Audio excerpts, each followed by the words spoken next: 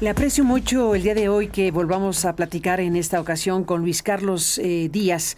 Luis Carlos es un importante periodista, defensor de derechos humanos venezolano. Se ha especializado en temas de libertad de expresión, derechos digitales y bueno, pues ahora mismo nos alerta sobre lo que está ocurriendo con los presos políticos en Venezuela y el contexto en que se están dando las cosas pues en esta situación inédita por la que atraviesa esta nación. Gracias, gracias Luis Carlos por estar aquí. Bienvenido al programa. Un abrazo gigante, gracias por la preocupación. Ya llevamos 12 días esperando liberaciones de presos políticos y solo se han logrado hasta ayer 163 liberaciones de más de 1.200 presos que hay en 90 centros de reclusión en Venezuela. 163 de más de...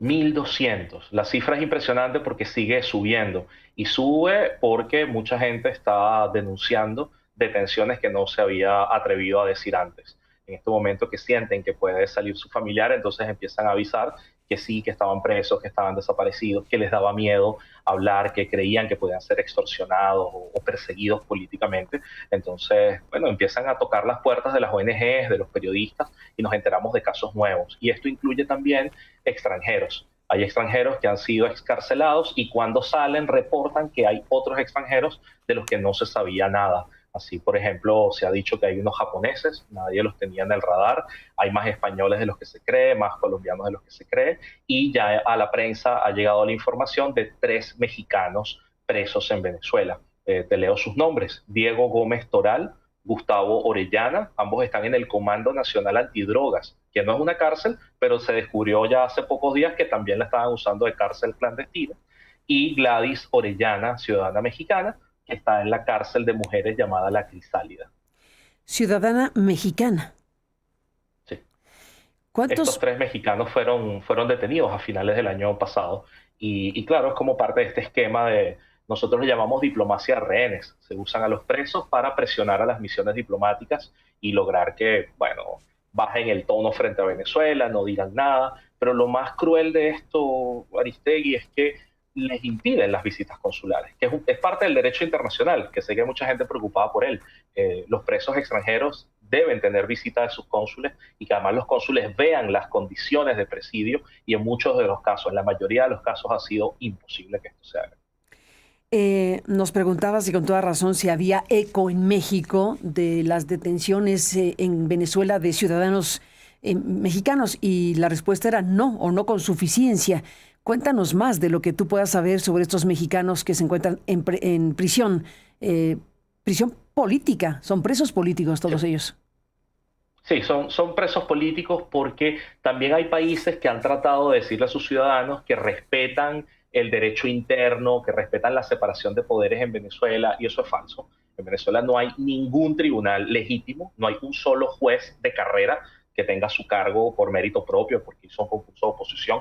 Todos son fichas políticas nombradas a dedo por el gobierno, por lo tanto los juicios están viciados. Entonces lo que han hecho con algunos casos, por ejemplo con algunos españoles, fue mostrarlos como crímenes de temas financieros, como si fuesen parte de esquemas de corrupción. Y al final es falso, al final a la gente le inventan expedientes y con eso lo que hacen es acallar las críticas de las misiones diplomáticas en Caracas. Con estos mexicanos apenas salió hace pocos días, sabemos dónde están ubicados, en el Comando Nacional Antidrogas de las Acacias y en las Crisálidas, pero lo que vemos con ellos es un patrón que se ha repetido por lo menos con los mexicanos, con los colombianos. Con los colombianos pasa que a pesar de la cercanía ideológica entre el gobierno de Petro y el gobierno de Maduro, no han podido liberar a más de 25 colombianos que siguen presos, algunos de ellos desde antes de las elecciones del 2024, y cuando salen unos de ellos, que ya salieron unos grupos anteriormente, denuncian torturas, desaparición, malos tratos, aislamiento prolongado, incomunicación y cosas que nosotros consideramos crímenes de lesa humanidad. Por eso nos interesa que fuera de Venezuela se hable más de esto, porque esto no es algo que le está pasando a los venezolanos. Es que detectamos más de 25 nacionalidades distintas entre los presos políticos y que fueron sometidos a las mismas torturas a las que nos sometieron a nosotros. ¿Y sabes si los países o los gobiernos de los países a los que pertenecen estos ciudadanos han hecho gestiones? En el caso mexicano, ¿tienes idea? ¿O en algunos otros casos?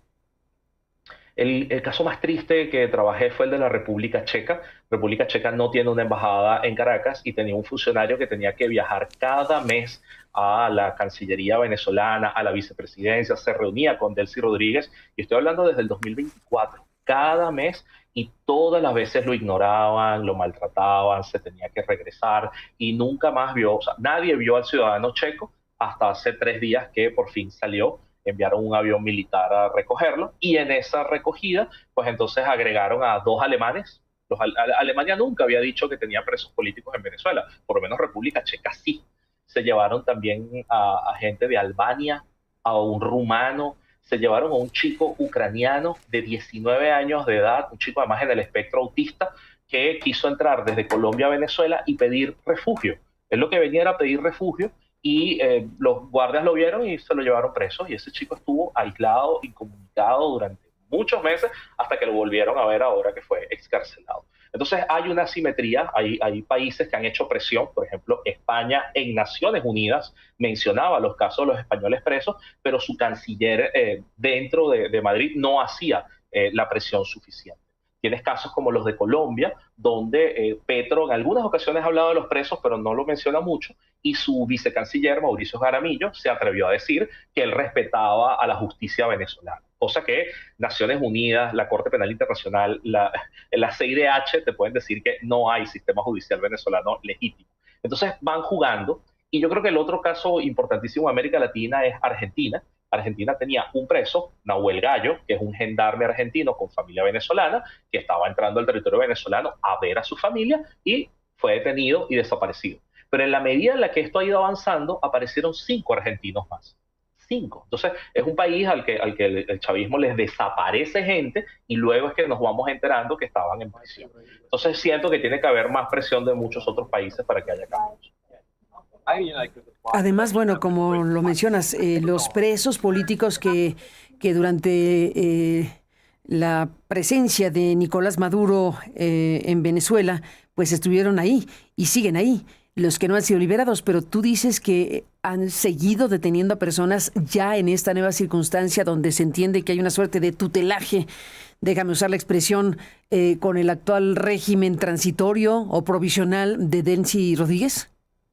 Sí, el término es correcto, es un tutelaje, es un gobierno títere de Estados Unidos, además asumido por ellos mismos. Los hermanos Rodríguez deben obedecer a Estados Unidos, pero su naturaleza es manipular. Lo han hecho antes, no estoy siendo opinático en esto. Cada vez que se hicieron las mesas de diálogo y negociación en Venezuela, que al menos fueron 8, ellos se encargaban de hacer esta suerte de mercadeo de presos políticos, donde engañaban, decían que iban a liberar gente y luego las dejaban con medidas cautelares, o metían presos comunes dentro de los grupos de presos políticos, o metían presos del propio chavismo, gente que ellos mismos habían castigado por deslealtad, y las metían en los paquetes de liberaciones para engordar la cifra. O sea, hemos visto de todo, tenemos años de experiencia en esto.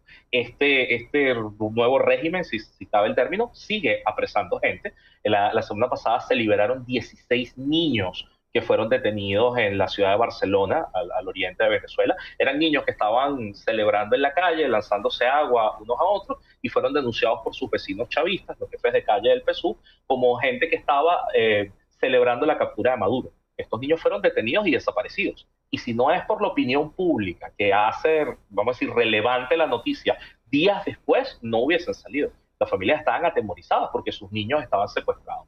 También el régimen de Delcy Rodríguez ha deportado periodistas, se los ha llevado a interrogatorios y les quitan los equipos y les descargan la información. Esperemos que eso se vaya corrigiendo, esperemos que haya más espacio cívico, que no haya esta persecución activa a defensores de derechos humanos y periodistas. Pero hoy no hay garantías.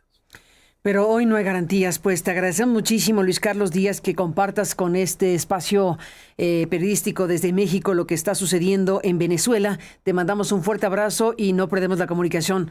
Buenos días. Gracias a ustedes. Gracias por estar aquí.